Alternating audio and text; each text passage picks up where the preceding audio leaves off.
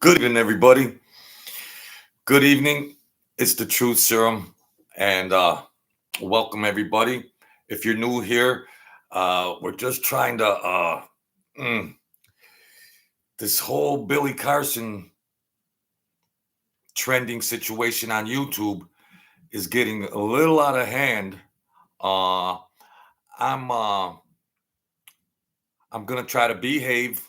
I'm not gonna swear. I gotta try to get back to God. I did a lot of mafia videos and stuff, but I really get excited about Jesus, God, and spiritual things, and I'm more comfortable with that than glorifying old gangster stories and doing that.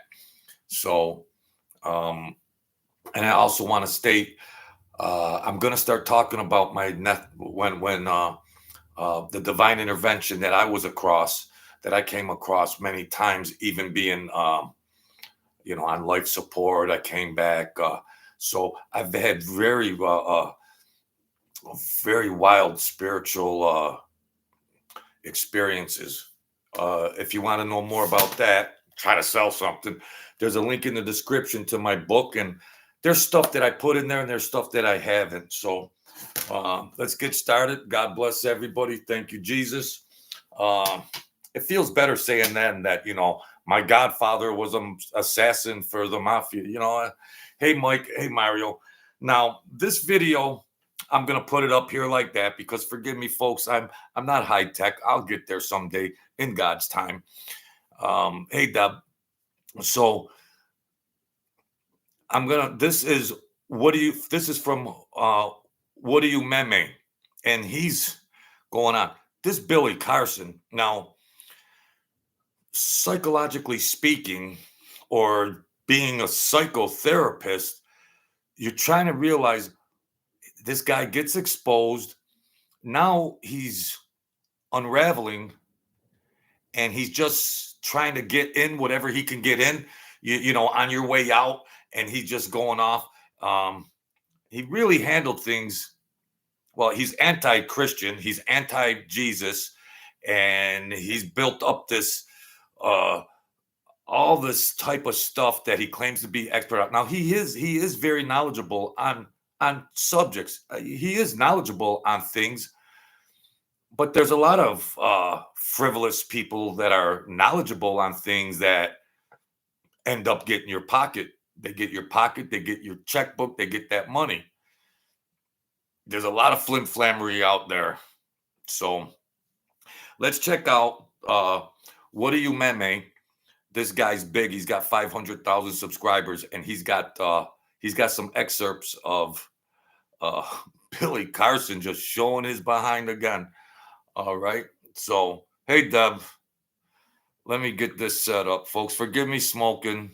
I smoke or drink coffee. Mm.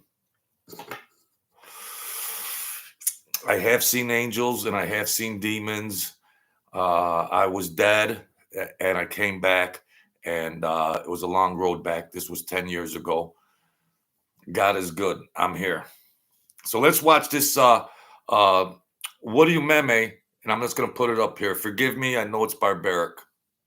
So, Billy Carson recently hosted a 3.5 hour live stream to address his poor debate performance against Russ Huff. But instead of him redeeming himself, it became one of the most painful, self-inflicted disasters that I've ever seen. His own fans turned on him in the comments as he spiraled, made excuses, unveiled plans to silence Christian creators, and revealed how he really feels about Christianity. What is a sadistic narcissist? Let's take a look at some of the traits and see if we can compare them to this quote unquote God or the Bible. As well as poor people who work a 9 to 5. I let a lot of it slip because a lot of these people are just ignorant poor people. They're just poor people. I'm not a Joe Schmo 9 to 5 worker bee. So honestly, this one was an He's talking about the people that have been supporting him, donating money to him, giving him a very wealthy lifestyle. And now you're just poor people. You're just worker bees. You're just whatever. Wow. Holy cow. And he's talking about the people that have unsubscribed to his channel after he got exposed by Wes.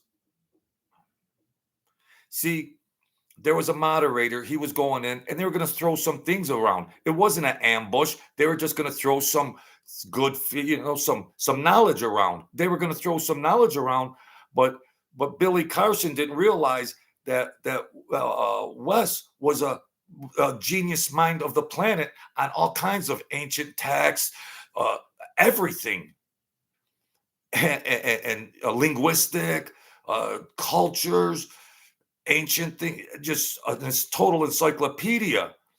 So Wes just debunked a couple things he said, and he got exposed. It wasn't planned or premeditated or anything like that. But this Billy Carson melted down after that. Let's check out more. Absolute mess, but you don't have to sit through all 3.5 hours. I've broken down the most important moments, covering the fallout, the debate response, and the meltdown. So let's dive in, because this is going to be an eye-opening reveal about the real Billy Carson. So Billy's live stream was supposed to expose the fake debate that he recently took part in, but quickly spiraled into disaster. He started by announcing lawsuits against everyone involved: the host, the opponent, and even the editor. But it wasn't long before his fans started turning on him in droves. They were furious that he wouldn't admit to an obvious loss. I had to unsubscribe. It's one thing to be a sore loser, but to not admit defeat means you cannot learn or grow due to no lesson being received. Billy, brother, I really want to see you win, but you're fighting against your own message right now. I hope you can recover from this, but you have to look in the mirror, because this behavior is unacceptable. Really? Billy, you should be 100% honest when you discuss what happened. You are not building credibility, and I am a fan of yours. I used to like this guy, but literally 5 minutes into this video, I was done with them.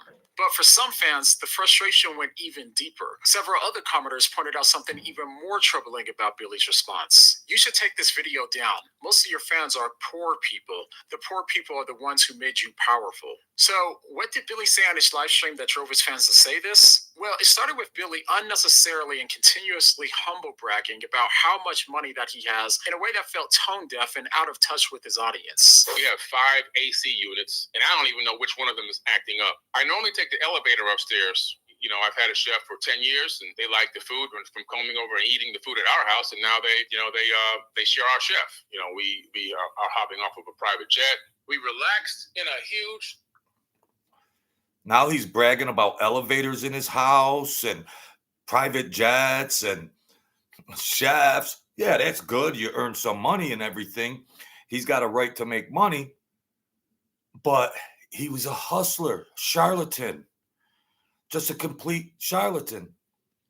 You got to expect, there's free enterprise, and whoever donated to him, they're adults. Yeah, I mean, they're adults. They could make decisions. But in this situation, he figured he was going to be exposed. He could have done it in a very different way. Okay, Wes offered him to do another debate if he was crying about the conditions, which it was all an easy debate. There was an easy way to get out of it.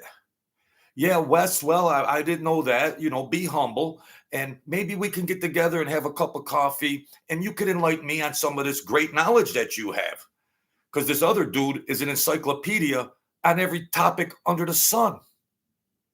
But he goes in reverse and melts down.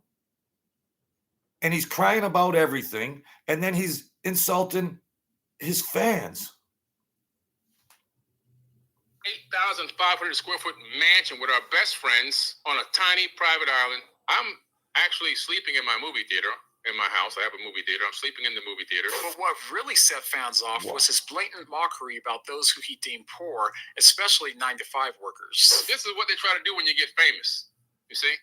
I let a lot of it slip, because a lot of these people are just ignorant, poor people. They're just poor people. They're just ignorant. So I let a lot of it, whatever, man. These people are just poor dummies. What can you do? I make more money than rappers. I'm not a Joe Schmo 9-to-5 worker bee. You thought I was just some dumb black guy that just happened to get a little lucky with a couple of clips online and gain some popularity. Like Kendrick Lamar said, they not like us. They not like us. Now, first off, you can't quote. Well, just like Barnum and Bailey said, there's a sucker born every day. The Barnum and Bailey circus. Yeah, there's a sucker born every day. and whatever they do, if they donate, they donate. But I mean, if you got the money, ain't that enough? Isn't that enough? He's either one of these or all of the above. He's either, well, a megalomaniac, a psychopath,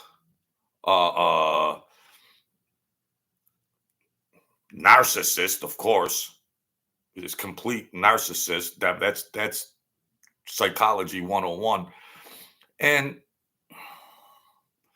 I say that because there was a way out of him getting exposed. He could have done it in a respectful manner and said, okay, Wes, well, I was wrong about that. I was wrong about this. But what he was wrong about was what he hung his head on. His whole channel, he hung his head on about the non-existence of Jesus and all this other gibberish. So he was kind of stuck. He chose the path to just, now he's going down with the ship. He's insulting everybody. He's bragging about cars and islands, and he's movie theaters in his house and chefs. Now, it's not appealing. It's not appealing. You know, I've gone crazy on this channel many times, but I'm going to turn over a new leaf. I'm going to turn over a new leaf, try to do things right. My subscriber ticker is back on miraculously. I don't want to get censored again. So I'm going to try to do it the right way. I'm going to do God things now. God spared my life many times. I'm a medical miracle. And we'll get that. We'll get into that. I don't know what happened with my death experience. We'll get that this week. My death experience, and let's continue, folks. Thanks for watching. Kendrick while you're acting like Drake. And secondly, now this earlier comment suddenly makes more sense. But if obliviously mocking his fans wasn't bad enough, Billy took things to another level when he admitted this. The money that you thought you were making and the popularity you thought you were making is all going to be spent on attorney's fees. And I don't care if I win or lose. I just want you to spend money. Now, if you aren't aware, what he just admitted to was filing what's called slap lawsuits, which are designed to silence critics and burden the defendant with legal costs until they abandon their criticism. Well, that's all right. To say that he's gonna... Well, Wes, who he's identifying defendant number one, which is Wes, defendant number two, the moderator, defendant number three, the mailman, defendant number four, the butler. You know, he's just gone nuts. But Wes is from Canada, and he's on some type of board which has a lawyer. They have their own in-house lawyer. So Wes will be all right. And Billy, when you do these type of slap lawsuit, well, you better be careful, because if you don't succeed, that's almost grounds to be litigated for how do you say it? That would give Wes more leverage in a court to say, well, look at this guy. He's just taking shots, blah, blah, blah, blah, blah, blah. So he's bragging about he's got so much money and he thinks Wes is going to go broke defending lawsuits. No, Billy boy. No way, charming Billy. That ain't going to happen, Lufrate. That ain't going to happen. He's already on a board for his investigative things that he does. He's a encyclopedia of knowledge, production teams, committees, and everything else. Has an in-house lawyer. So he's talking about these slap lawsuits. Well, he's gonna get slapped around in a response. He's gonna sue him right back, which he will have a lot better chance at winning. So he's talking smack like this, but if he's got lawyers, he must have lawyers that they might be telling Billy, be careful, Billy boy, be careful, you know, because you might be the one spending some of that cake. So that host of the podcast for $1 million and possibly even more. Now, not only does admitting this ruin the little bit of chances that he had at winning the lawsuit, but it also opens him up to counter lawsuits. Yes. And unsurprisingly, fans and critics alike saw this as a massive overreaction to a debate being published. But as we'll see next, Billy's excuses and evidence for his debate performance didn't just fail to clear his name, they made things far worse, with some even calling him a fraud. And speaking of fraud, before we get into that, did you know that American homeowners nationwide have over $32 trillion in equity? And look on your home title today to make sure that you're okay. So we left off with some people.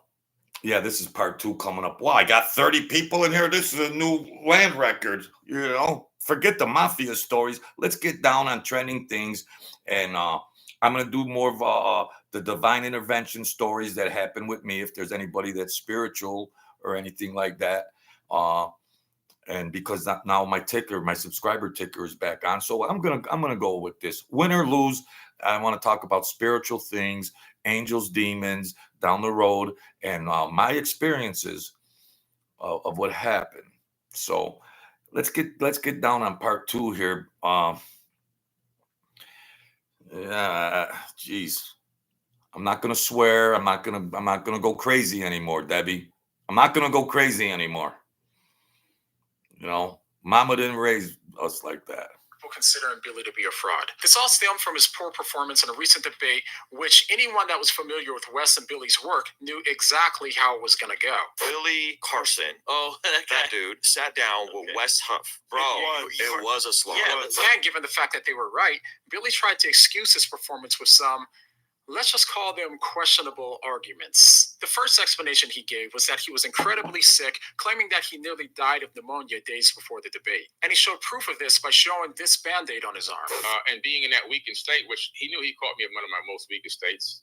He saw how I only weighed 206 pounds. And again, now the little weasel is trying to make excuses. He had his ghetto girlfriend, whatever she is. I don't want to start talking smack. He gets this ghetto girlfriend. I'm from the ghetto, but what are you going to do? There's nothing wrong with the ghetto. I mean, great people come up and rise up. She gets up there and she's going, did you see he had a Band-Aid on his arm? He had a Band-Aid on his arm. Who cares, Sally? He had a Band-Aid on his arm. He was communicating effectively. He just was saying the wrong things. You know, she gets up there. Why? Because the gravy train might be crumbling down.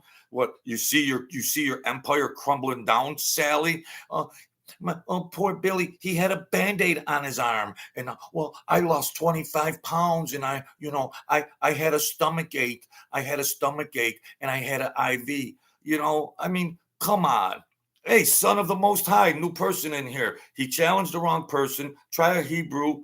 Israelites. I bet they will explain who the Bible is pertaining to. Thank you for your participation. She gets up there. She can't take the pressure. And next thing you know, I guess it's an hour and a half drive after the debate. He's knocking on Wes Huff's door with paperwork. Don't show the video. Don't show the video. Whoa. Punk ass. But I'm not going to try to, I can't swear anymore. Forgive me, God. Can't keep doing that. Can't keep doing that. I blame it on the mafia. I blame it on those guys. I blame it on them guys. Maybe they got it from me. They probably blame it on me. You swear like a sailor. Forgive me. I'm going to do better. It's never too late to change around. It's never too late to change. It's never too late. Okay, we're God's children. Okay, we all make mistakes.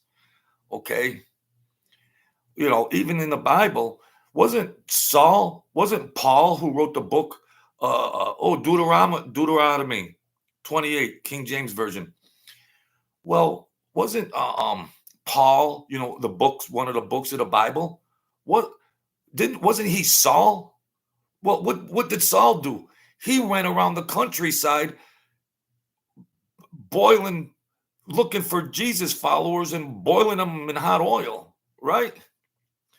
Wasn't didn't Paul was Saul, and Saul was going after all the Jesus followers and hanging them and torturing them and stoning them. So we could change, because if Saul could turn into Paul, we all got a shot. We all got a chance, We all got a chance. Thank you, Son of the Most High. I was so sick and ill, to be quite honest with you. Maybe I did bubble my words a couple times with Yeah. the Sinai Bible or the Barnabas text. It's quite possible. I thought we were having a casual. He had a cold, so maybe he bobbled his words a little bit. You hung your hat on that gibberish your whole YouTube career. You hung your hat on that, discrediting Jesus, discrediting Christianity. Yes, he's knowledgeable in sacred knowledge and astrology and all this, that, but he wove that in. He wove that in to all that gibberish and he was pretty good con artist, I gotta say. I've been around some great con men in my time, running around gangsters that, boy, have very high IQs.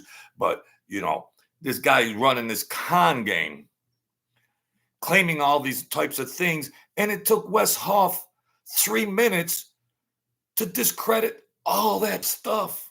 And that's why he's acting like a little 5-year-old that you told us that you took a 5-year-old's toy away and you told him to go stand in the corner, and now he's all peed off. Classless. I hope he sues Wes Huff. I love Wes Huff, because the countersuit is going to be the countersuit. It will give more credence and foundation and leverage, ladies and gentlemen of the jury, to Wes's case. It will give more. You could just do these slap lawsuits and whatever. Oh, I'm going to do a slap lawsuit, so Wes has to pay these lawyers. Well, listen, Billy, you'll have to pay his lawyer fees. But Wes is already established in his work where there's an in-house lawyer. So I got to be nice. Let me be nice. I'm turning over a new leaf, folks. I might do one Mafia show or 2 a month. I'm sorry. You can only talk about that stuff for so long. But the Bible, there's a million great stories in there. That it's infinite. The spiritual stuff and things, it's just infinity of all types, all different content you can elaborate on. And I have some personal experiences that I'm going to share, because I'm going to get a new crowd in here. I'm going to get a new crowd. My subscribers is on now. I'm not going to get censored again. I'm not going to swear. I'm not going to swear. And I feel comfortable with that. The angel saved me.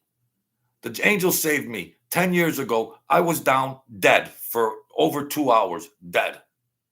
I was on life support. My mind went blank when I came out of it.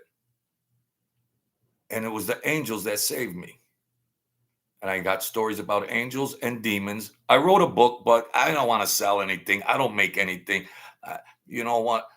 Because then it turns the channel like, oh, yeah, you're just doing this trying to make money. I'm not wealthy. I just want to put this out there, and I want to praise God and Jesus, because that's good enough for me. It's good enough for me. The link is in the description. All right, enough's enough. So let's continue, my good people. Son of the Most High. Conversation on spirituality, and I wasn't really even fully in my right mind. Really? I just almost died a few days before going to his house. Literally. No, he And didn't. So he took advantage of that. No, he Now, to didn't. be clear, I don't have any strong reason to doubt that he was sick and was actually in the hospital days before the debate. And by the way, I'm glad that he didn't die and he's better now. But if this illness really did cause him to get things wrong, then what's his excuse for saying the exact same things on podcasts before the debate? Never got crucified. As a matter of fact, the Sinai Bible, Jesus was crucified. Well, that doesn't exist in the Sinai Bible. The Sinai Bible. But then you go to the Sinai Bible. In the Sinai Bible, and the Sinai Bible, according to the Sinai. He hung his hat on the Sinai Bible. The whole foundation of his channel is the Sinai Bible, and there's more technical words in there, but let's just keep this for dummies like me because I get confused. So the Sinai Bible, which doesn't mention any part of Jesus, Christian, crucified, and all that. So he hangs his hat on the Sinai Bible. The Sinai Bible. That's it. You know, throw your Bible away. Throw your Bible away.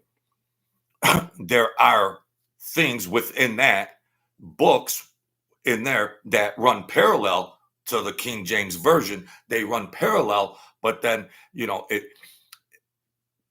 it's not the King James. It's not, you know, the written book, our book, the King James Version.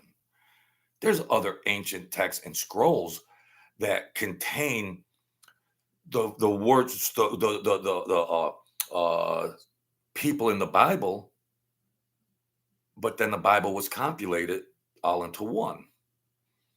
Okay? The Sinai Bible. Holy cow.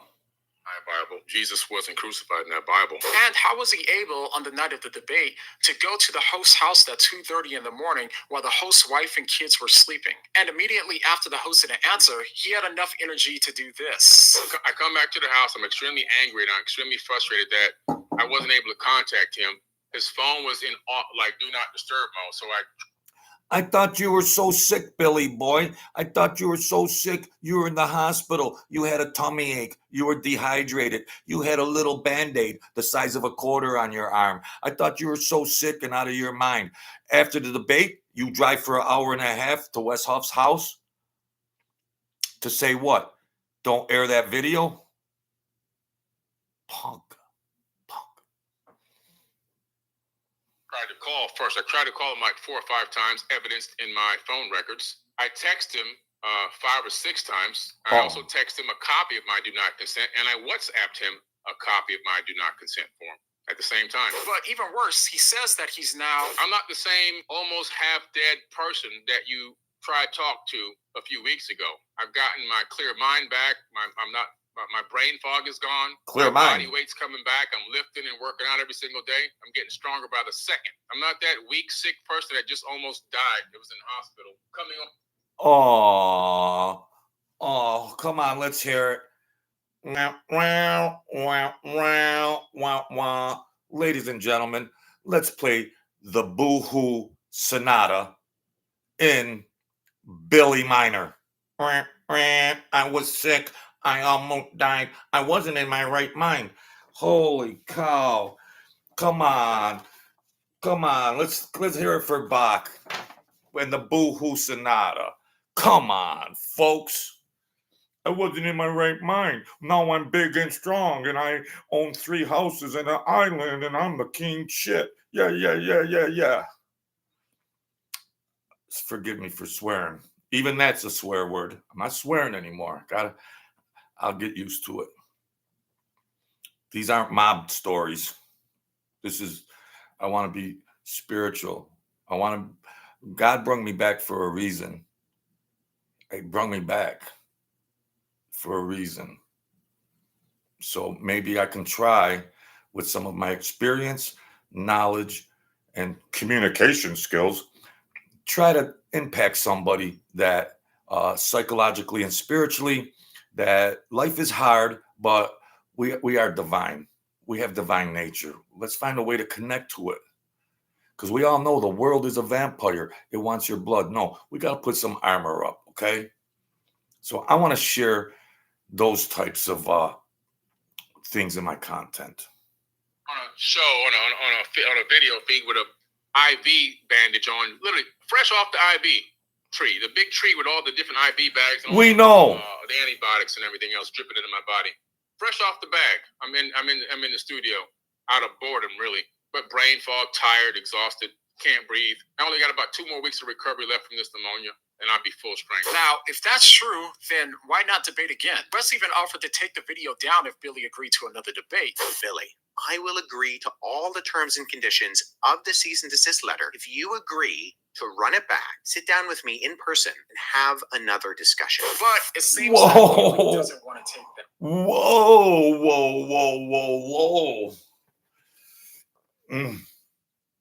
You know the picture? You know the picture on the mountain? Here come a curveball. Billy, you got caught looking. He'll do another debate if you were so, suffering from pneumonia and everything else, and he'll do another one. He wouldn't do one as far as the man in the moon.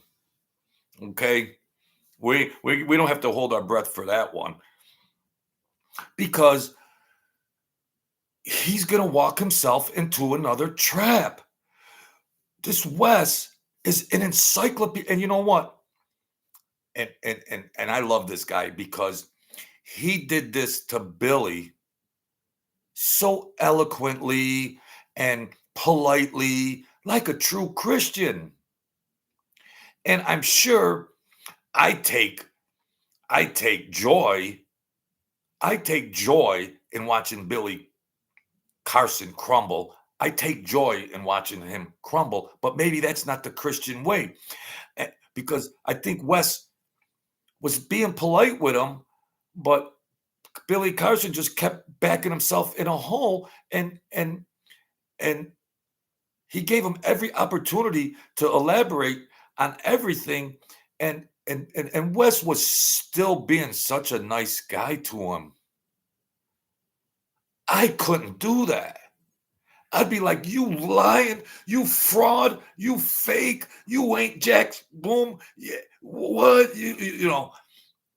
But that's a Christian. Well, I think Wes is a Christian, or just his demeanor and his personality of just the person that he is, a nice, compassionate person. I believe is a Christian. But boy, that is applaudable, because I gotta get there. I gotta get to what he's got, because the way Billy Carson is making all these excuses. If that was me, if I was Wes, well, I'm not, but just hypothetically speaking, I'd have got right back up there and said, listen, I put you in a straitjacket the first time. I tried to be nice. Then the second time, you stepped on your, and then I put you in another straitjacket. And then the third time, so what do you got? So I couldn't demonstrate such a calm, compassionate demeanor that he was still maintaining with this bum. A chance. Billy's second excuse for his poor performance was that he was ambushed. The only problem is he admitted to willingly doing the debate. And then Mark gets this guy on the live feed, and he says, "Hey, we're gonna have a little debate."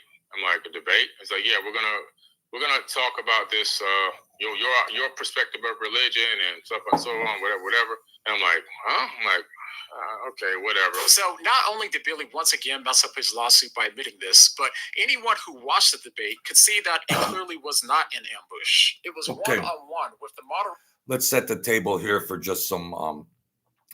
Billy Carson went on other media places, different high profile, like talk show or this or that, but nobody was that smart when he was out, doing PR work and promoting all that stuff. Thank you, Patrick Chin. Thank you. And he had carte blanche, and he would go on these forums with people that just didn't have the knowledge that Wes had. So in Billy Carson's thinking, well, here's this Wes Hoff. Yeah, we're going to talk about some things. It's going to be innocent, and we're just going to throw some things around. So Billy's thinking he could build his brand name up a little more, and he thinks he's going to, maybe get the better of his knowledge. He thought his knowledge could outdo Wes's knowledge. So this was looking like a good opportunity for Billy. But on all these other promotional interviews on shows, nobody ever challenged him. Wes is an encyclopedia on many fields of knowledge. Many fields of knowledge. The guy's like an encyclopedia. even siding with Billy at times. His third excuse for a bad debate performance was that Mark and Wes conspired to mess up the feed whenever he had something important to say. And then what they did was, they're pretty slick. So every time I had something really important to say or a deep question to ask, defendant number 2 video would just magically disconnect. Boop, he's off again. Oh man, he's off again. I don't know what happened. The first time it happened, I watched it. It was 2 hours and some. It didn't go off. Now he's addressing these people as defendant number 1, defendant number 2, because he's going to go lawsuit crazy. So he's labeling them all as defendant number 1, defendant number 2. He's unhinged. He's unhinged. I'm trying to be a Christian. I was raised Christian, went to church school. I do have some biblical knowledge. And I want to be nice. I want to be nice, but you know, I want to be nice. I want to be nice. So he had all the time in the world to speak his piece. He had all the time in the world to speak his piece. This Wes is the most polite man on planet Earth. He's a cool cat with an encyclopedia for a brain.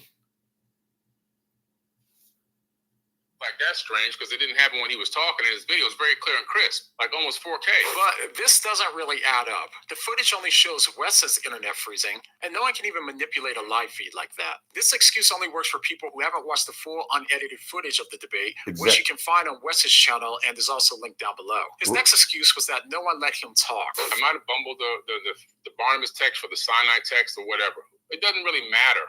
What matters is I never got a chance to answer. You might have bumbled the Sinai text or the Barnabas text. You hung your career on it, Billy boy. You hung your career on it. And he might have known it was all bull crap. To be that studied and doing a channel all this time, somebody must have told him a couple things here, unless he's just a megalomaniac and nobody could tell him squat. I might have bumbled about what? You might have bumbled your whole channel is suspect. I might have the cyanide, and then he hangs his hat on something else that was already proven to be a forgery and a fraud. It was common knowledge in Theology 101. Wow. Sackman, Billy supposedly almost died and just left the hospital prior to the debate. Welcome in here, Sackman. Well, Sackma, did you see? Oh, don't lie on God. Sackma, he owed the Anunnaki money. They roughed him up a bit. Don't lie on God. It's so good to have new people in here. I'm only going to do a mob story here or there, but I'm spiritual. I divine intervention saved my life, and I'm going to get back to the angels and God and Jesus, because I wouldn't be here if I beat the medical. I beat the medical. I'm a medical miracle. And if it wasn't for the grace of God and Jesus and the angels, I wouldn't be here. So I got to start doing more spiritual stuff. Okay. I got to start doing that. Well, he almost died and just left the hospital, Sackma. His wife gets up there, this ghetto, whatever. And whatever. Nothing's bad with the ghetto. Nothing bad. I was in the ghetto. You know, I'm street smart and book smart. And she's going, look at his Band-Aid. His Band-Aid's this big. Somebody gave him a shot of penicillin or something. And she's going, so what did you get, a tummy ache, Billy boy? And the doctor gave you a shot. He's got his arm, and they're showing a little Band-Aid that's the size of a quarter. She's up there talking smack, left and right, flada, all this tomfoolery and flimflammery. And she's talking street. Like they completely showed their butts. And he had a chance to do another debate. Now, he didn't get cut off. He had more than ample time to speak his piece. And then he knew this is not good. Who's this Wes Huff? Where'd this guy come from? Many questions or get my voice heard. That's what really matters. But now I'm trying to ask my question. I'm getting overridden with other texts, other words from defendant number one. He's overriding what I'm trying to say. Everything I've got to ask. He's talking over me. I'm the person that's there supposed to be in this debate. I can't even get a word in. And as soon as I say one thing, the other guy, defendant number two, he's overriding and talking over me. I'm just sitting there. Is he such a megalomaniac? Doesn't he know the people in this is trending big? Doesn't he know the people are going to watch the debate? How twisted is his mind? People are going to watch the said debate. This is what becoming unhinged looks like, ladies and gentlemen of the jury. Patiently, just quiet. So I saw Dan at that moment. I realized, oh, this is a contrived setup video to make me look like I'm some type of dummy and I don't know what I'm talking about. So they can go bragging to all their Christian buddies and friends in their cult and, oh, he didn't know the answer to these two questions. Not really. But anyone who's seen the debate knows that this just isn't true. He had plenty of time to speak. Important times for him to make his case. He still only managed responses like these. Referring to the Gospel of Barnabas as anything other than. If you say it's an unfortunate, yes, but I'm going to go with that. Let's talk about the Old Testament a little bit. That's fair enough. If you say it's a forgery, then I'm going to go with that, he says. If you say it's a forgery, then I'm going to go with that. Well, Billy, that's common knowledge with biblical scholars and ancient history. That's common knowledge, homie. Come on. Then I'm just going to go with that, he says. Well, if you say it, then I'm going to go with that. Well, no kidding. Man, jeez. Forgive me, God. I'm trying to be nice. I'm turning over a new leaf. I can respect that. So let's go into the Old Testament a little bit. And even in my last video of him, I have a clip of him talking for almost 4 minutes straight, uninterrupted. And finally, Billy implied that AI or deepfake technology was used to manipulate the footage. This is a video of me speaking in Korean.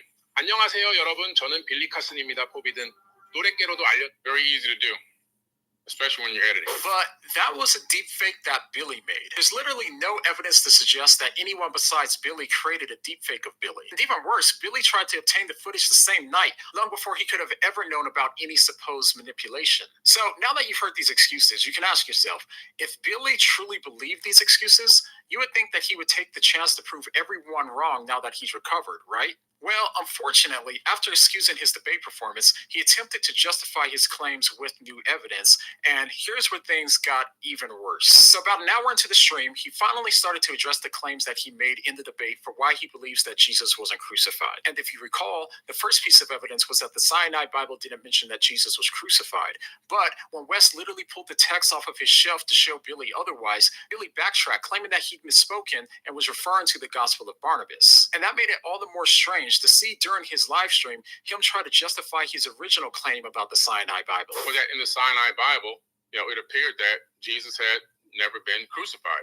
I said it's quite possible that Jesus was never crucified. Not once anywhere that say Jesus was never crucified. It said quite possible that Jesus. You hung your whole channel on that he would. Come on, Billy. Stand on something and stand on it. You're imploding anyways. It's quite possible. Now you're going to play word games? It's quite possible. It's quite possible. Wes is sitting there. Wes says he comes with this bull crap. Wes, the scholar and well-learned man that he is, says, oh, Billy, I have that right here. I have that right here. Billy does this 1,000-mile stare. If you watch closely, because I study human behavior. He does this stare, and and what it says is, I'm in a pile of crap. I'm in a pile of crap. Billy will look away, like into the abyss, which is a tell for I'm in too deep. I'm in too deep. So now he's backtracking. Well, I said he might not have. You've ran all over Jesus and the resurrection your whole career. Your whole career. This guy is, I believe, to be a psychopath, narcissist, a compulsive liar. I don't have enough time. Crucified. Well, he might not have been crucified, depending on what podcast I was on. So, not once, not anywhere did he ever say that Jesus was never crucified, right? Well, out of Billy's own mouth, Never got crucified. Jesus was crucified. Well, that doesn't exist in the Sinai Bible. According to the Sinai Bible, Jesus wasn't crucified in that Bible. and again, what makes it so strange is that if he really did misspeak during the debate by referring to the Sinai Bible, I misquoted there. It's the Gospel of Barnabas. then why was he trying to defend it during his live stream by putting up this image on his screen in defense of that initial claim?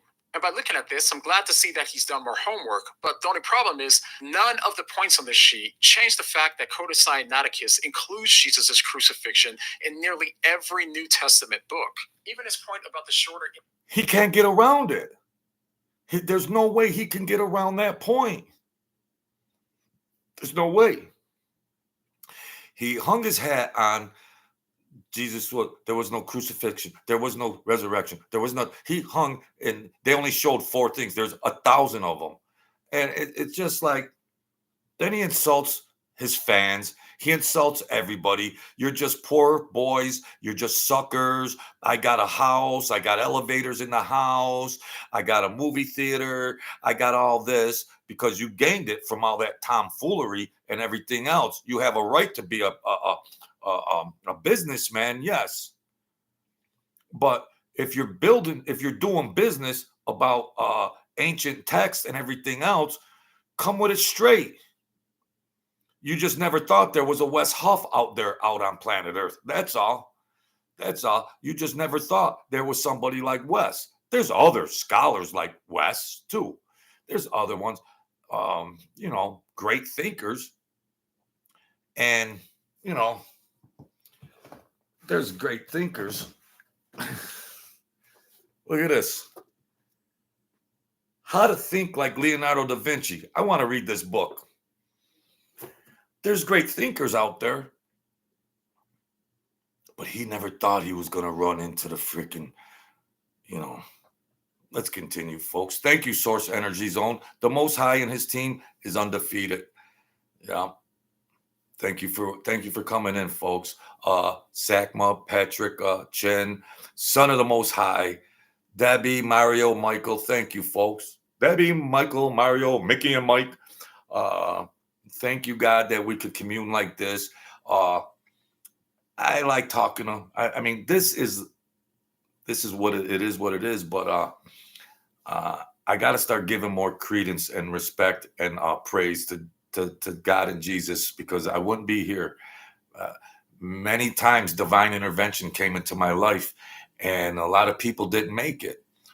I beat the odds a million times. I beat the odds a million times. So with the breath that he gave me, I better start preaching a good word. I better. I mean, geez. The devil is a deceiver. I think if Mark doesn't help, since Mark still includes the crucifixion. So none of this refutes or really even addresses a single fact that Wes gave. But even more wild was the evidence that he gave in support of his claim that Jesus had a wife. In order to argue for the legitimacy of this known forgery that allegedly claims that Jesus had a wife, Billy used this clip right here as evidence. What really matters is the kind of scientific testing that's been done and that kind of work. So this scrap is tiny. It goes on to talk about how much scientific testing has been done. She really believes, and she's gone on dozens of interviews about this, that this thing was real. Now, but this video that he's using, she came back thereafter and admitted it was a forgery. this one right here, and it was made back in 2014 before the fragment was universally acknowledged as a forgery. And even worse, the lady in the clip, Karen King, who popularized the fragment, she even admitted that it was likely a forgery 2 years after the clips that he showed, once she found out that the text was copied from the internet. She even said that the guy who gave her the fragment obviously lied. But to his credit, Billy does seem to acknowledge this. It came off a PDF file. What is this? David, tribes of Judah. Who is Jesus? Well, we got to find out. We got to find out. The delirium of Christianism. All right. Everybody's welcome here. Everybody's welcome to an opinion. The delirium. Well, we got to learn, to each his own. I like that name, David, tribes of Judah. I'm gonna behave. I'm gonna be I'm gonna be a good boy. All right. Welcome aboard, David.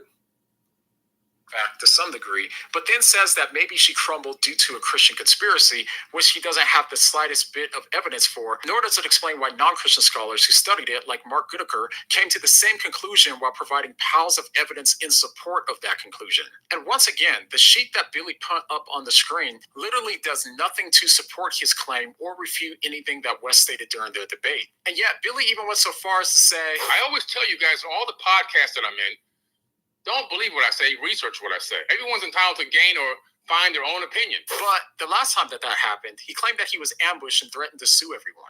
The Bible says that the one who states his case first seems right until the other comes and examines him. And as soon as anyone genuinely takes the time to examine Billy's claims about Christianity, then it all comes crashing down for him. And to make everything worse, he didn't have hardly any sources on any of the sheets for people to verify. And when one of his fans asked him to provide a source, he responded with insults. You can tell this was written for me. No, I'm taking this from the source, Mr. Whoever you are in the live chat.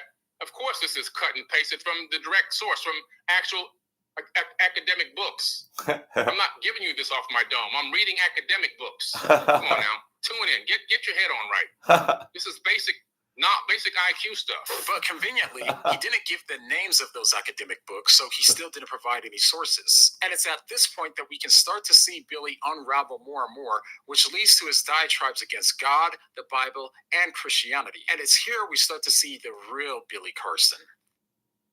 This space heater is being called the Tesla of heaters. It can warm up houses for practically... We've seen him run all that game.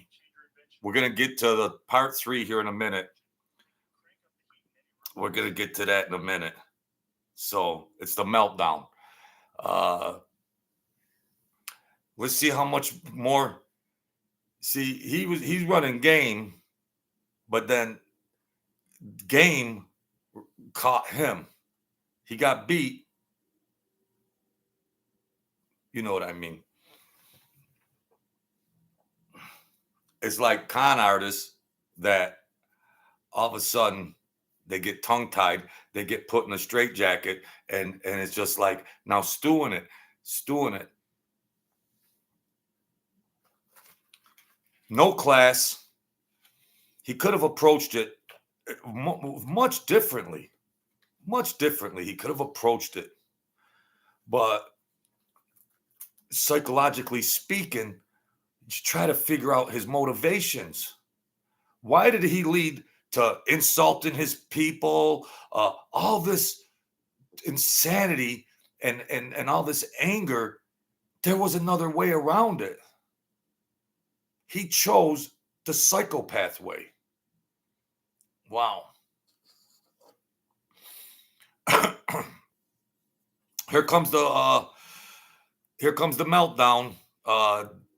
David, tribes of Judah, you still there? I want you to see the meltdown. I want you to see the meltdown, David, tribes of Judah.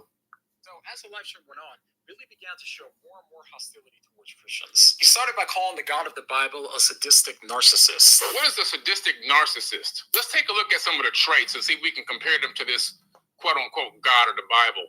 If your God of the Bible is so powerful, why does he need to kill everybody and have all these wars? You're all-knowing, all-powerful, all-omnipotent, yet you can't stop one brother from killing the other one. Till this very day. Next, he turned his attention to biblical figures like Abraham, mocking his faith and his character. Now, the fact that this man was willing to do this shows me how ignorant he was. You see, that's the difference between me and this guy. Now, they will preach to you all this stuff about him being this great holy man because he proved himself to God. No, he proved himself to be a doggone idiot, is what he proved himself to be. And finally, Billy attacked Christians themselves, accusing them of being easily manipulated. You've been heavily manipulated to the point where you don't even know who the hell you are. It's really scary that there's that many NPCs walking around on this planet. Drones. You people are drones, man. No empathy. I gave you the definition of that earlier. Sadistic narcissism, lack of empathy, controlling, quick to anger, jealous, envious. I am a jealous God. Didn't he say that? Some of you will, some of you won't. Will somebody change his diaper? Let's take a 1-minute break. Somebody change this guy's diaper, okay? Or somebody give him a bottle and burp him before he goes to bed, okay? He's talking some big smack. He's walking on thin ice in the eyes of God. I'm just going to leave it at that. I mean,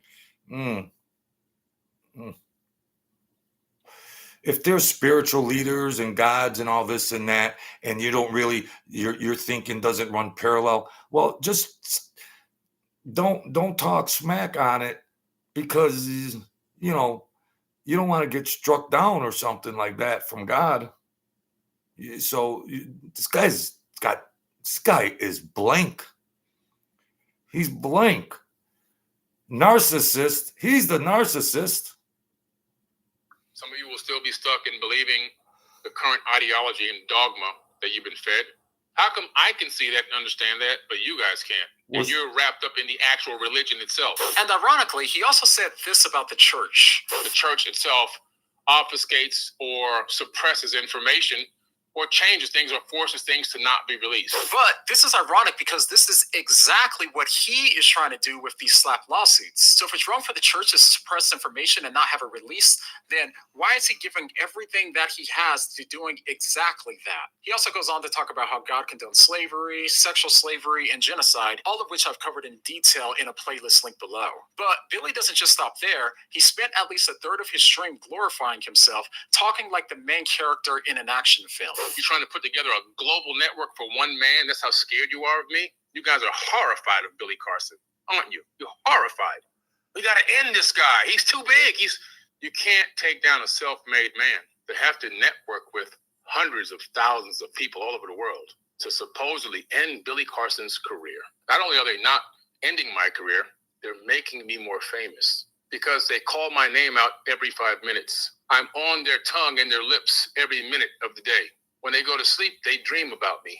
When they wake up, the first thing they do before they kiss their wife or their boyfriend, they talk about me.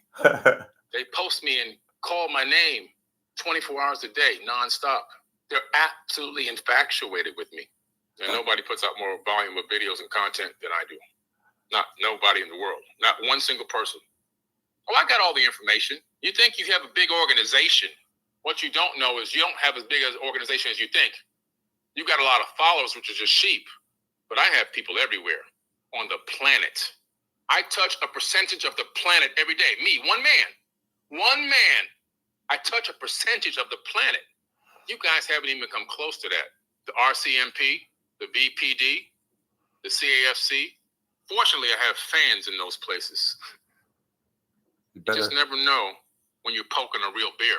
So I want to thank these gangbangers for creating all this controversy and all this energy and stirring it up and then sending it to me, because I'm taking it. I appreciate it. I really appreciate it. And he consistently bragged about his connections to powerful people, threatening lawsuits and implying an untouchable status. You think your cult is so huge and so massive? I've got people in every area of politics, and yes, I still call them polytricksters, but I've got people in politics. I've got people in 3-letter agencies. They come on tour with me. I've got people in government. I've got people in... Excuse me. Welcome aboard, Stoic Saint and Deontay Bay. Is this a sitcom? Is this a monologue? Is he auditioning for a comedy show? Wow. Man. I got people here. I got people there. Well, yeah, go get your lawyer and go up against defendant number 1, Wes. And yeah, let's go see how that works out, Billy. You're not going to come out on the right end of it, Billy. So you want to waste money. Wes is already in Canada in his work that has an in-house lawyer. So go ahead, Sooner, you're going to be selling those cars. You're going to be selling those houses. Sooner or later, he's up there talking like,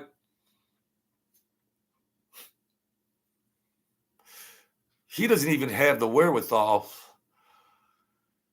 He knew he got exposed, and he could have said, well, holy cow, Wes, you're quite an expert. Maybe we can, off camera, you can enlighten me and share some of this knowledge with me. Well, no, because it's all based on Jesus and the crucifixion and the resurrection, which this guy has hung his hat on. That never happened. So, but he could have backed out a little better than that, than to just completely show his behind.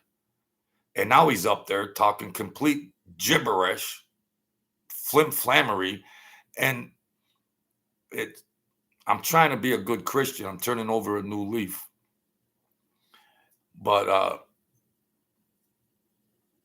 countries, powerful people that support. I've got billionaires. I've got billionaires' numbers on my cell phone. Nice. Billionaires. Nice. I can just call right now and have casual conversations with. Nice. I hang out with them. We've Oh. got voice recordings of conversations. I see, psychologically speaking, he can have everything on planet Earth, but you can see he still suffers from low self-esteem.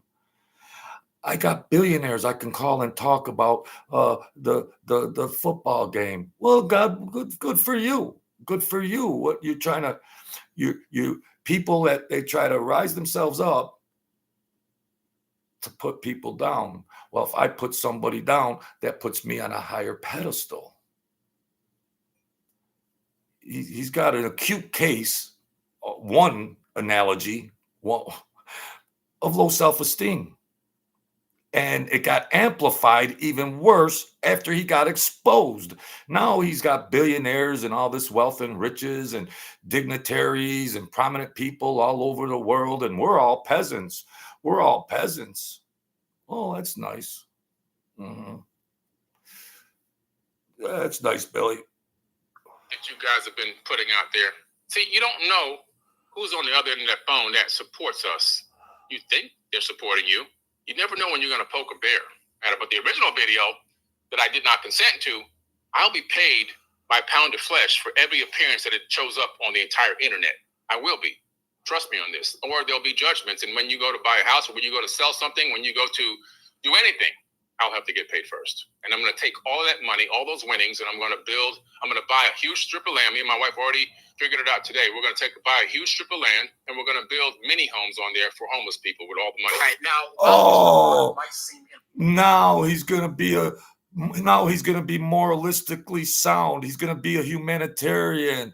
Once he gets all this funny money, he's going to buy some land and put some buildings on there for the homeless. Oh, how honorable you are, Billy.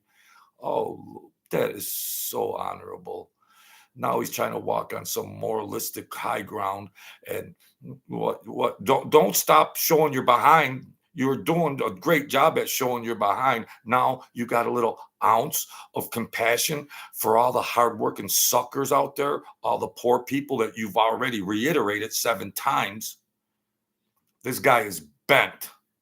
He's bent. Completely bent. How righteous of you, Billy.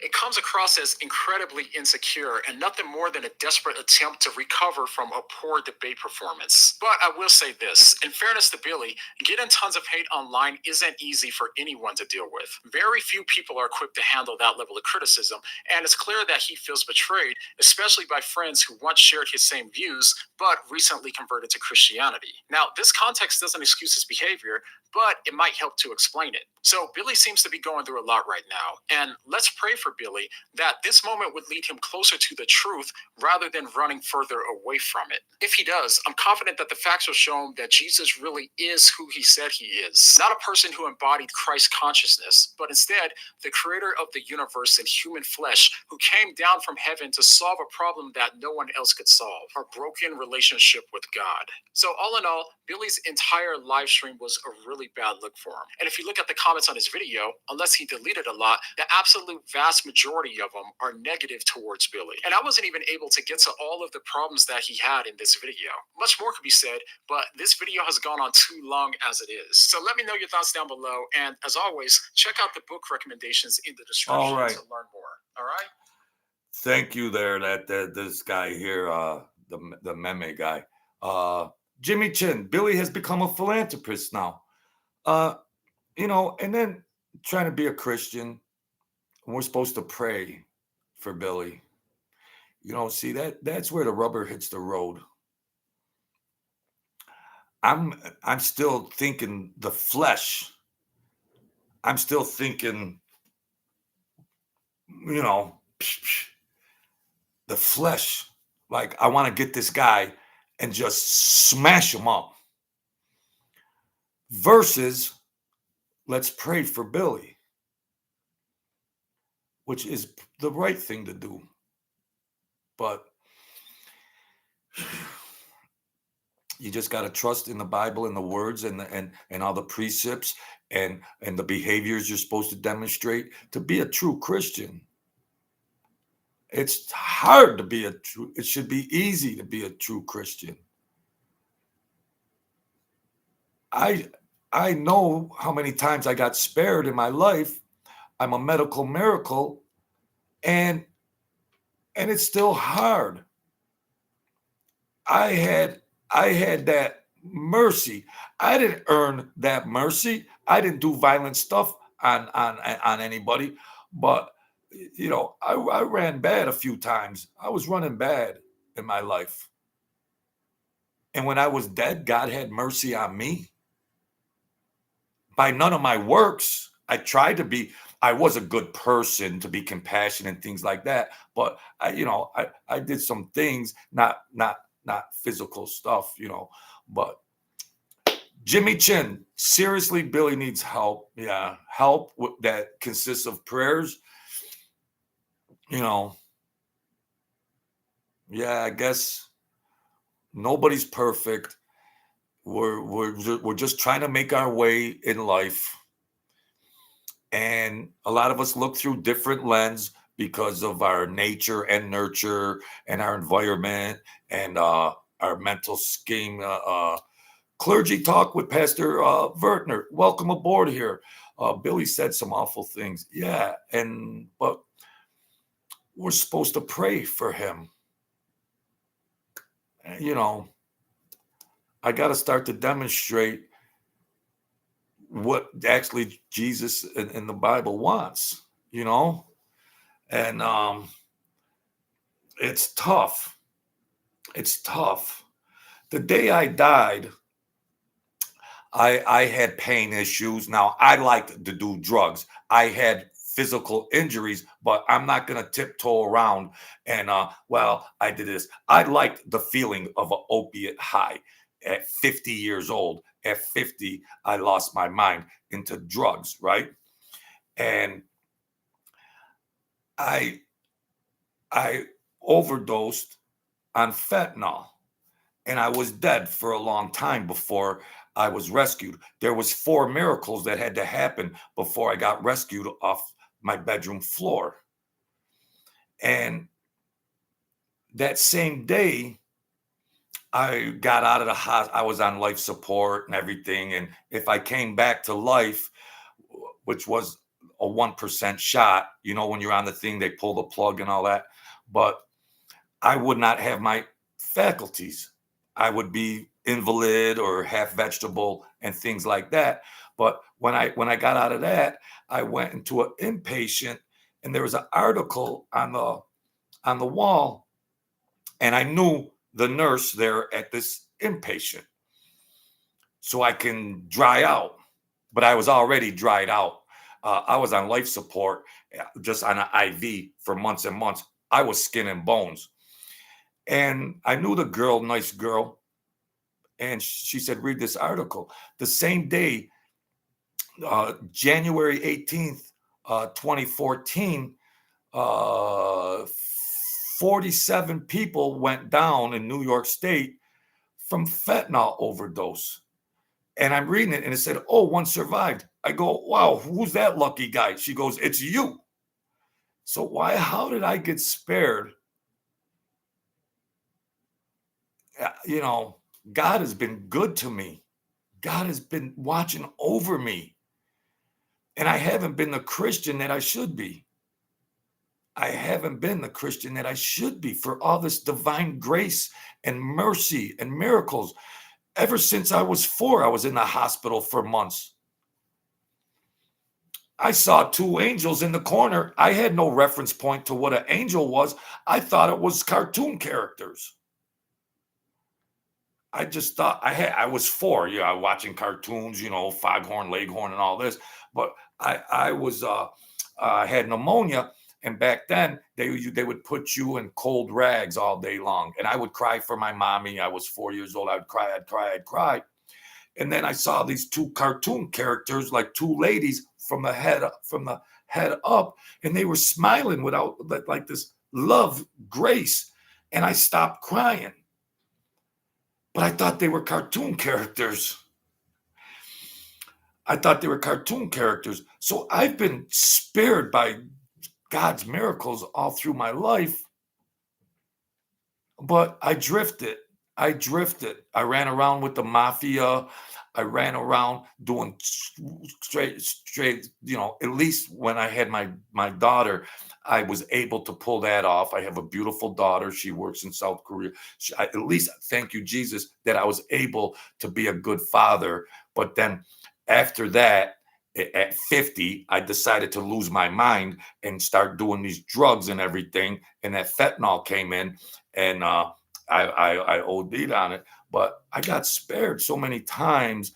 So the least I can do is praise God and Jesus and the angels. But I also experienced, when I was on the other side, demons and angels, and it made me a little nuts. Like survivor guilt, because I lost 4 or 5 friends during that. I've lost some close friends due to that, and I'm still here, and I think they were better people than me. But we can't question the ways of God. We just have to have faith that, go with the flow and everything. Nora Fabregat, prayers to Billy, yes, but I think God needs to teach him like he did Paul.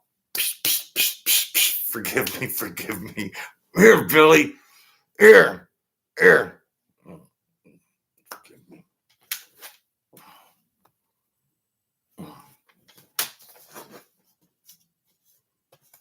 That's adorable. That's my niece. That's precious.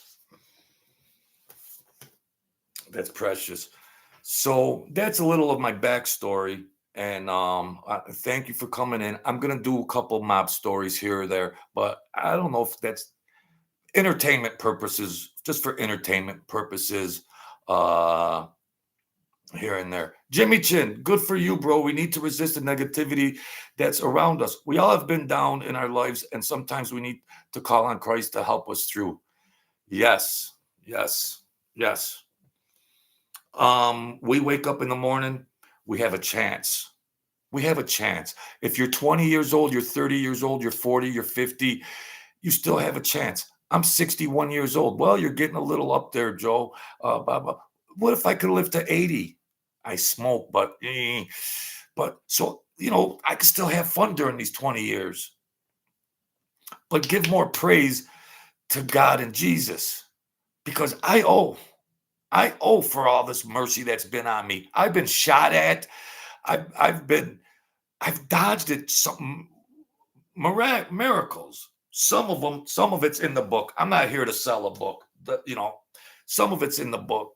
Some of it is in the book, but I'm blessed. I'm blessed. A lot of times I think I should have more wealth and, what did I do? But when it counted, I did the right thing. But then I went nuts. I went nuts with the drug. And I didn't take drugs because I got hooked on drugs because I had physical injuries. I did drugs because I liked that feeling of that opiate high. Heroin, not fentanyl. When I did fentanyl, I knew that. I know the properties of heroin. I knew. And I told my buddy the day he passed away, I said, this isn't dope. This is some synthetic kind of whatever it is. And we left the city together and got on the highway. He went home and overdosed and died. I went home, overdosed, and ended up on life support for a year. I'm not going to say, oh, well, no. Now I take nothing. I'm on oxygen. I could go and get Oxycontin and all that. I have not done a drug since the day I died. January 18, 2014, I haven't taken Excedrin. No. Jimmy Chin says, I'm 70 years old and came close to dying a few times. And if I hadn't good, loving people around me, who cares? I sure as hell won't be here. Right. I believe in some quantum physics and things like that. Sometimes you can relate the matrix or quantum physics or other types of things, and maybe you can marry them together, or they might stand alone on certain principles. But I had embedded in my mind when I got out of the hospital. Yeah, Nora, it's a beautiful picture. I started getting this information, and something was talking in my head on life support and stuff like that. Made me half crazy, but it was like, when your heart beats. I'll just share this. It's rare that I got 21 people in here, so I like the communion that we could have, and we're Christians, or we're, so I like that fellowship. I like the fellowship. But our heart is beating. Our heart's beating. Boom, boom, boom, boom, boom, boom.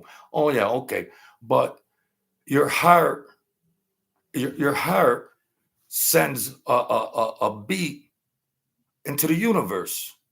Okay, just hang in there with me. Your heart is beating. It sends a highway out into the universe. Now, what it sends? Okay. Now you got you got all that. Your heartbeat and how you feel in your heart. I'm feeling good. My heartbeat goes out. Good things will jump onto that. Thank you, Pastor Vertner. Let me get it right. Clergy Talk with Pastor Vertner. God spared you, brother. Amen. So every beat of our heart, which is from the divine spark, how does your heart start to beat? Okay, we'll just leave it there. But nonetheless, your heart's beating. So there's a beat, there's a pulse going into the universe. If you have good spiritual and you're feeling happy and good, what is going to jump on to that pulse? What's going to piggyback that pulse? Good things like attracts like. So good things are going to jump onto that heartbeat that's radiating out into the universe. All right. And if you're mad and angry and you put your and your heart is beating and you're peed off and you're doing whatever, and your heartbeat will reflect into the universe what's going to be attracted to it. Anger, sadness, frustration. So like things are going to pile on, and you're going to go deeper and deeper and deeper. And so do I have to be affected Well, the truth serum, we all have good days and we all have bad days. Every day is a good day to me because I'm alive and God spared me death with divine intervention many times. So every day I should be grateful and on my hands and knees and try to be a better Christian. But we have the right to decide whether we have a good day. Well, my wife did this and my boss did this and I can't pay this. And yeah, the world is a vampire. It'll beat the crap out of you. We are emotional creatures, but we reserve the right that our happiness shouldn't be dependent on other variables as poverty, disease, cheating wives, or any other type of thing that could put you in a bad position. Yes, we are emotional, and it's tough to dodge that. Yes, the truth serum, it's easier said than done because the world is a vampire. The devil doesn't take any days off. It's not like, well, newsflash, folks. Lucifer has announced he's taking December 14th to December 25th off so everybody could have a nice holiday season. No, Lucifer, he works overtime. He works overtime. I mean, Lucifer's on a good run. Lucifer's having a good year, decade, century, millennium. He could do it. He could have whatever he wants. The victory is already in the books. It's not like we have to go on to this ongoing battle and everything. Yes, life happens, things happen. But at the end of the day, hang your hat that we already have the victory. And that's the start. That's the beginning of wisdom, which will make you look more into the Bible, which I should be doing. That's the beginning of knowledge and wisdom and awareness. Okay? Of course, things are going to happen. So, thank you, folks, for coming in here. Good night, Debbie. You have a great night. Thanks for everything, honey. I appreciate it. Yeah. What my sister made me. Yeah. Debbie. Yeah. I have a beautiful sister. She helps me out. Yeah. Jimmy Chin, just open up your heart to the Holy Ghost and you'd be okay. I used to worry a lot but because I understand the teaching of Christ, I now have a calmness I haven't had before. Right. And then I get peed off about politics. Okay. I'll be honest. I have to just leave that alone. It's going to do whatever it does. I'm from a military family, and then you got politicians that are really crazy, and it's just consumed me and engulfed me with this frustration and anger watching these news stations. Nah, I gotta leave it alone. Let me focus on stuff that could be beneficial. So we're all taking a journey. Some of you are way ahead with that calmness and wisdom. I gotta try to get to it. I'm street smart. I'm book smart. I'm educated in many fields. I'm a little biblical literate, but not enough biblical literate. But I'm going to try to get there because I'm turning over a new leaf, and it's exciting. My mother raised 5 kids by herself. We didn't have a lot, but I want her to be proud of me. We went to church school when we were young. We did communion. I want my mother that passed away now. I want her to be proud of me. I want her to be proud of me. That she tried to direct me into the church school, and we did the normal things within the church. And then in my adult life, I just hopscotched around it. So I'm 61, and I'm gonna lean on that. I feel more comfortable in that element. I feel more comfortable in that. So, and I've met all these new people tonight. I met all these new people. I live alone. Yeah, with nobody else.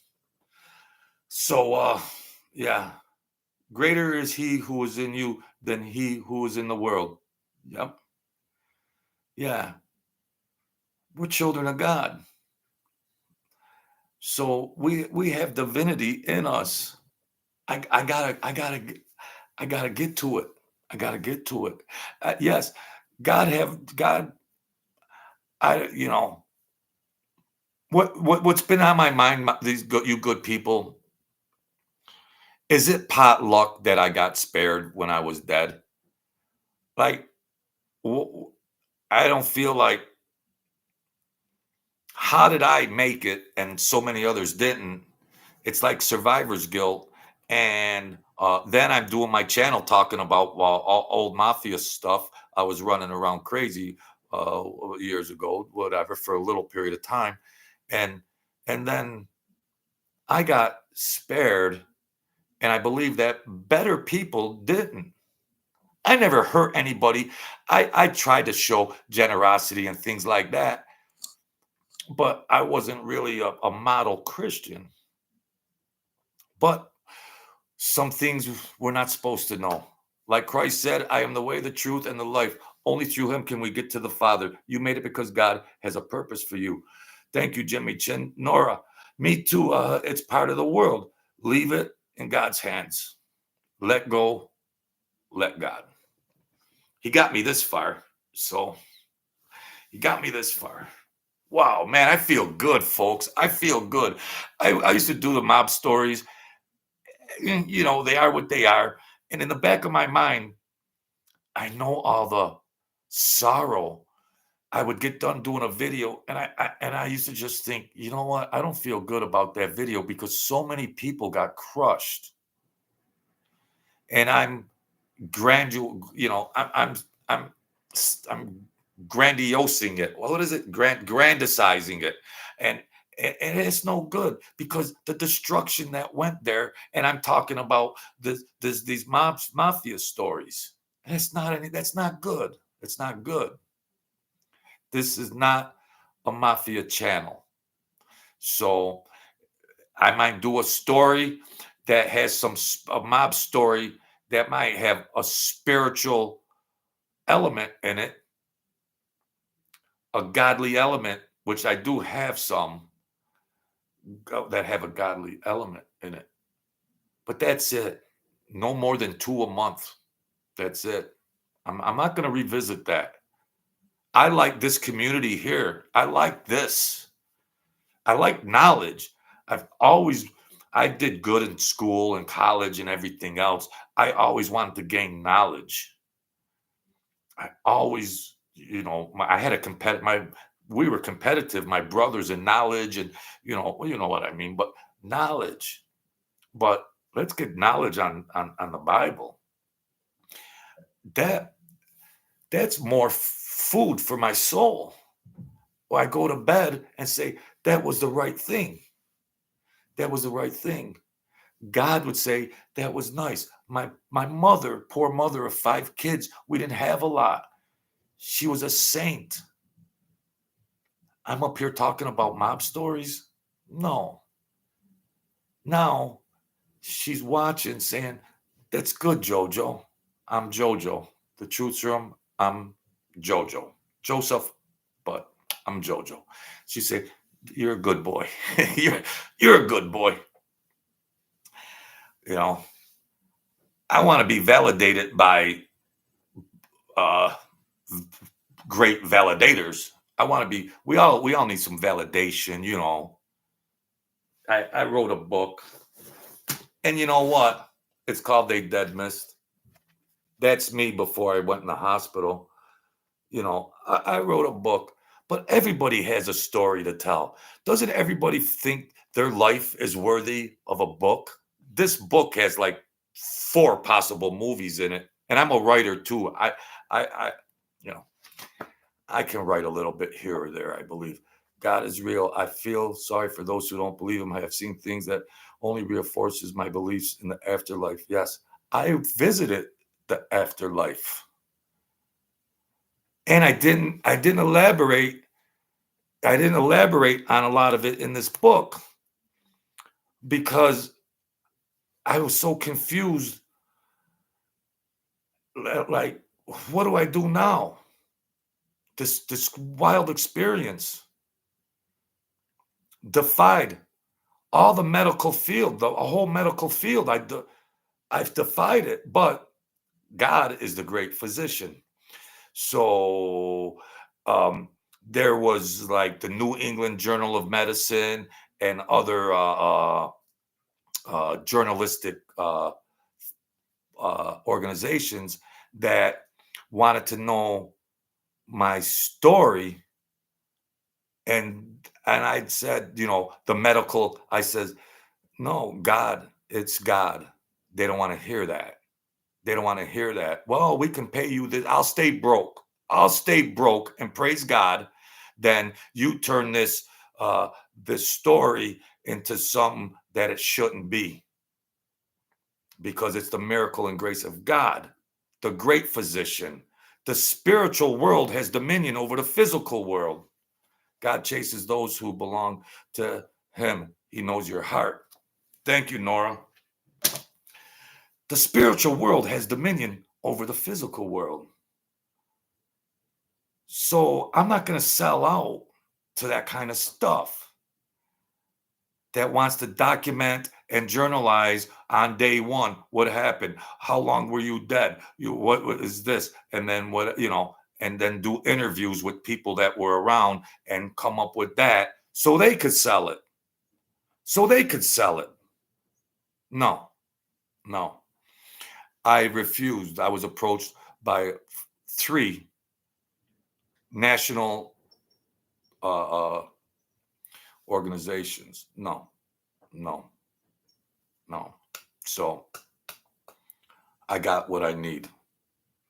I was just talking with a relative of mine who had an out-of-body experience, and it's likely what others who have had that near-death experience. Now, thank you, Jimmy. We talk about near-death experience, right? So you can approach it. I've had a lot of time to think about this because it make me half crazy. Like, so when you're dead,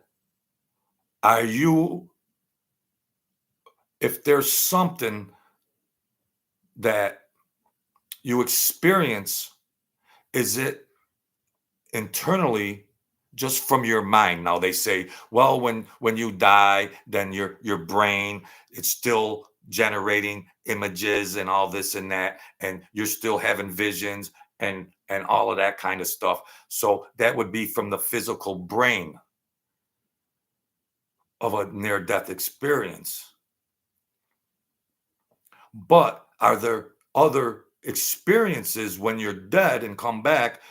Are there other experiences that are just divine experience that you experience before you come back to life?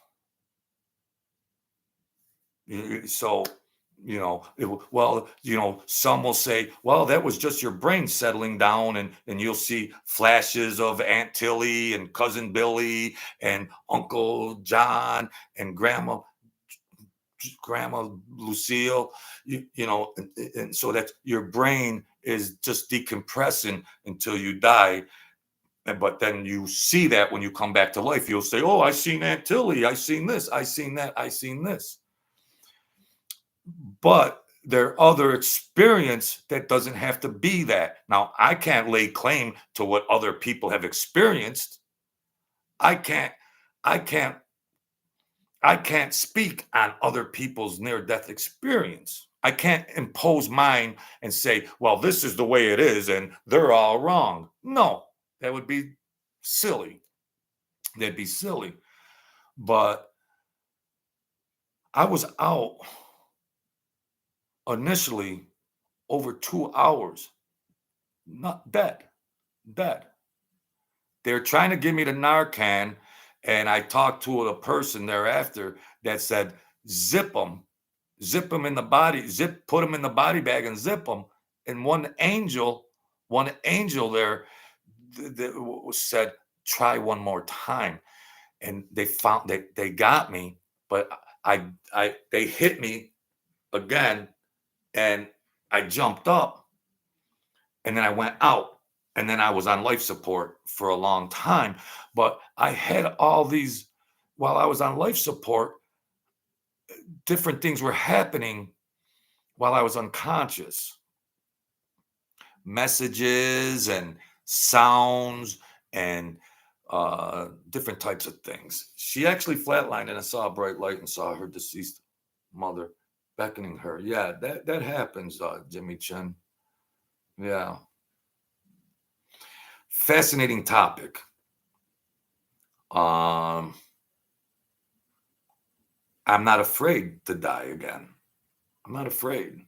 I mean, I'm not. I want to enjoy my family and my yes, I want to enjoy the earthly things, and we cling and clutch onto them, which is normal. So 1 hour and 35 minutes. God is good, man. Seems like 15 minutes, when you're talking about good things. I could do a 20-minute mafia story. It seems like it's 3 hours. But we could talk about spirituality and Christ, and an hour and 35 minutes seems like 10 minutes. Damn. You just know when you're on the right side of things. You just know. And all right, folks. Hit the like button, the share button, and all that stuff. They tell me I should say that more. This book is on Amazon. If you want to get a good book, it's mafia. The book is about the mafia and my death. It's not all of my death experience, but I integrated both of that. It's a memoir. And it's a good read. 188 pages. It's less than a Starbucks coffee. I mean, I'm not, I got what I need, but it's a good read if there's anybody out there that interested in that kind of stuff. So thank you. I appreciate this new community. Jimmy Chin, Nora, I appreciate these well-intended people. Nora, Jimmy, Debbie, Clergy Talk with Pastor Vertner. All right. Sounds good to me. Deontay Bay, Stoic Saint, David Tribes of Judah, Source Energy Zone. The Most High and his team is undefeated. Don't Lie on God, thank you. Sakma, Patrick Chin. We got 2 chins in here. Patrick and Jimmy Chin. You're not getting any curveballs by me. Thank you, Patrick. Deontay, Stoic Saint. Don't Lie on God. Son of the Most High. Thank you, folks, for visiting me. Debbie. Yep. Mario, Super Mario. He's been riding with me for a long time. Michael Candinas. God bless you all, folks. Okay. Everybody have a good holiday. Well, holiday can be joyful, and holidays can also be depressing. Maybe that loved one isn't at the table. Don't go to drugs. Don't go to alcohol, because it's going to amplify your problems more. Holidays, we all have people that passed, or so it could be a double-edged sword. They're all right. People that have passed, they're okay. So let's stay in a sound mind. This is high time for people to really get depressed and go start using substances. No, that's the devil telling you. That's the devil talk. No, we are the children of God. Rise up. Everything's fine. Okay? So let's have a joyous holiday season. God bless all the good people that come in here, well-intended people. I like that. I've done what 500-600 videos. I've done 500 or 600 videos. I got censored. They locked my subscriber. They locked my subscriber up, but I'm gonna do it the right way. I'm gonna try to rejoice in biblical stories or spiritual stories, and things like that. So I'm gonna be on the right team this time, and not get out of my mind. Okay. So I appreciate all that, folks. Stay strong. Be the kings and queens of your world. Don't give up. Put the spiritual armor up and rise up. It'll come. All right, folks. Thank you. And we're gonna keep jumping. Hit the follow button so you know when I do them, because I do these videos at any time. I don't know what time zones you are in, but I appreciate however you catch up to me. Okay, folks. We'll leave it at that. God bless you all. Thank you for your participation and kindness. Thank you.